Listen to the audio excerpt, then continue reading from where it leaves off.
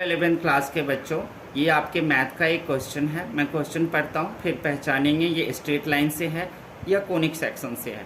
Find the equation of the line which passes through the point -43 and the portion of the intercepted between the axis is divided internally in the ratio 5:3 by this point. Question पढ़ने के बाद आप लोग पहचान गए होंगे ना कि ये पूरी की पूरी क्वेश्चन जो है वो स्ट्रेट लाइन से क्वेश्चन है ये, और इस स्ट्रेट लाइन के क्वेश्चंस को आप भली भांति आप निकाल सकते हो। तो अभी आप देखोगे कि इसमें कौन सा है ये और कैसे होता है। तो सबसे पहले आपको इंटरसेप्टेड, यहाँ पे देखो इंटरसेप्टेड लिखा हुआ है, इसी से आपको पहचानना है। तो हम सॉल्व करते हैं। हम लिखेंगे क्या, the equation of the given intercepted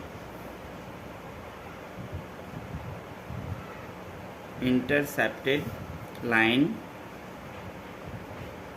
आपको पता है इंटरसेप्टेड लाइन के जो फॉर्मूला होता है x प्लस ए प्लस वाई अपॉन में b और इक्वल्स टू में 1 होता है।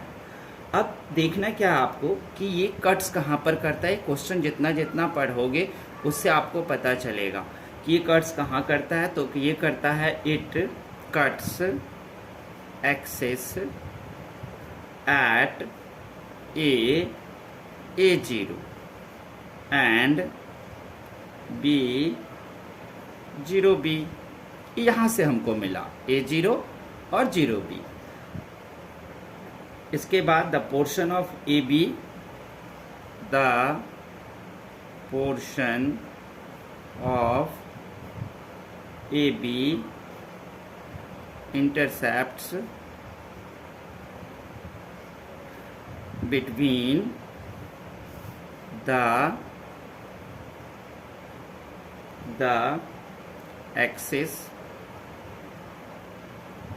एक्सिस पर कब करेगा। तो आप फॉर्मूले को तो अच्छी तरह जानते हो ना।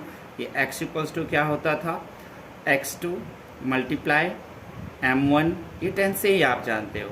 उसके बाद x1 m2 अपॉन में m1 प्लस m2, ये तो आप पहले से ही जानते हो, 10 से जानते हो आए हो। सेक्शन फार्मूला इसको कहते थे।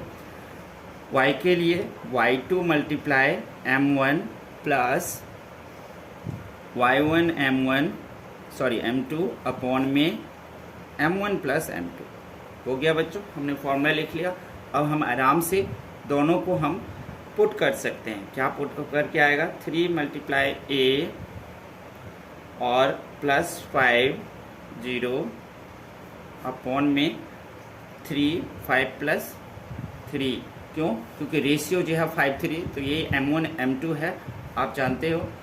उसके बाद जो है आप y के लिए भी वही कर लोगे। तो आप लिखोगे 3 मल्टीप्लाई 0 मल्टीप्लाई 5b अपॉन में 5 प्लस 3। ओके, अब इसको जब सॉल्व करोगे आप तो आपको x और y दोनों आ जाएगा। x y अगर आ गया तो वो आ गया कोऑर्डिनेट p आ गया आपका। तो p आप सीधे लिख लो, p इक्वल्स टू में यहाँ निकल के आ जाएगा 3a अपॉन में 8 और 5b अपॉन में 8। हमने इसको सॉल्व किया है। इसको मैं सॉल्व करके दिखाऊं, कोई ज़रूरत नहीं है, ये आप लोगों को अच्छी तरह आता ही होगा। अब आप देख सकते हो हम क्या क्या कर सकते हैं। तो ये हो गया। अब पासिंग कहाँ से लाइन कर रहा है ये हमें देखना है। विच पासेज, यहाँ लिखा था find the equation of the line which passes. तो आप फिर लिख दो, the line passing through the points minus, कहाँ से जा रहा है, -4 और 3 से। ये कहाँ से आया, यहाँ से क्वेश्चन आ रहा है। अब इन दोनों को लेकर इन दोनों को कंपेयर कर दो, इक्वेट कर दो, इक्वल्स टू में रख दो, आपको a और b का वैल्यू आ जाएगा। इसको उठाओगे, ये x है तो x को x से कटा दोगे, तो x इक्वल्स टू में 3a/8 है। तो आप क्या करोगे, x की जगह पर में आप -4 डाल दोगे और 3a अपॉन में 8 डाल दोगे, क्रॉस मल्टीप्लाई करोगे तो क्रॉस मल्टीप्लाई करके आपके पास a आ जाएगा। a इक्वल्स टू आ जाएगा आपको 32 अपॉन में 3 माइनस में आ जाएगा। ओके बच्चों, अब हम क्या करेंगे, दूसरी तरफ y के लिए कर लेंगे। तो y इक्वल्स टू क्या होगा, दूसरा जो आपके पास ये है 5b अपॉन में 8 है, इसको भी आप y की जगह पे पुट कर लोगे। y की जगह पे यहाँ से आप ले लेना जहाँ से पॉइंट पास कर रहा है, -3 लिख लेना, 5b लिख लेना, अपॉन में 8 लिख लेना, क्रॉस मल्टीप्लाई करना तो b इक्वल्स टू आपके पास आ जाएगा कितना, 16 अपॉन 8 3 जा, अगर आप इसको 3 था, यहाँ -3 है, यहाँ भी नहीं -3 नहीं है, -4 और 3 है, सॉरी इसको कट करूँगा मैं, यहाँ भी माइनस को कट कर दूँगा, 3 इक्वल्स टू 5b अपॉन में 8 आ जाएगा। अगर इसको हम 8 3 जा 24 करेंगे और b तो हमारे पास निकल के आ जाएगा 24 अपॉन में 5। ठीक है, अब a और b दोनों के वैल्यू आपके पास ये आ गया है, a इक्वल्स टू -32 अपॉन 3 और b equals to 24 upon 5। Answer. कैसा लगा आप लोगों को? तो इसी तरह से ये क्वेश्चन होते हैं, आप ध्यान रखना और सॉल्व करते रहना और कमेंट करना। अच्छा लगे तो चैनल ज़रूर सब्सक्राइब कर देना बच्चों। और हाँ बच्चों, a और b का तो आपके पास वैल्यू आ चुका है, लेकिन अभी आपको इक्वेशन जो इसमें पूछा था वो नहीं आया है। तो आप अब लिख सकते हो the equation of the line given, the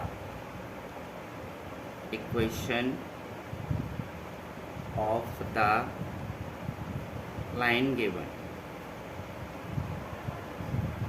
ठीक है, अब आप यहाँ पर क्या करोगे, वो आपके पास तो है ही, यहाँ जो हमने शुरू में ये इक्वेशन लिखा है ये देख लो, x अपॉन में a कर देंगे प्लस y अपॉन में b कर देंगे इक्वल्स टू 1, और a और b की वैल्यू इस जगह पर में आप क्या करना, पुट कर देना। क्या करना, आप इस जगह पर में उस वैल्यू को पुट कर देना।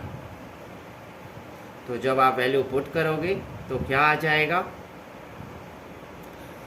x अपॉन में -32 अपॉन में 3 आ जाएगा, प्लस y अपॉन में b है तो 24 अपॉन में 5 इक्वल्स टू में 1। जब आप इसको आप सॉल्व करोगे तब आपको क्या आएगा ये देखना है, वही इक्वेशन हो जाएगा। अगर इसे आप सॉल्व करोगे तो लगभग आपके पास आएगा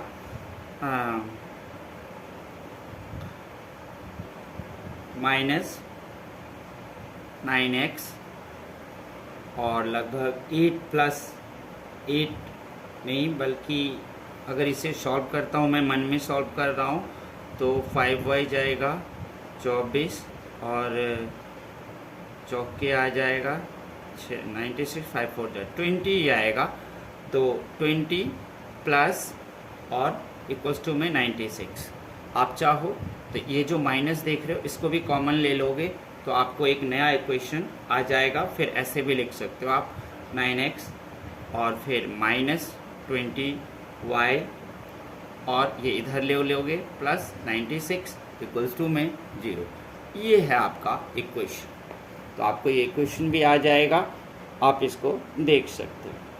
ओके, अगर ये आपको सही लगे तो ज़रूर चैनल को सब्सक्राइब कर देना। Thank you.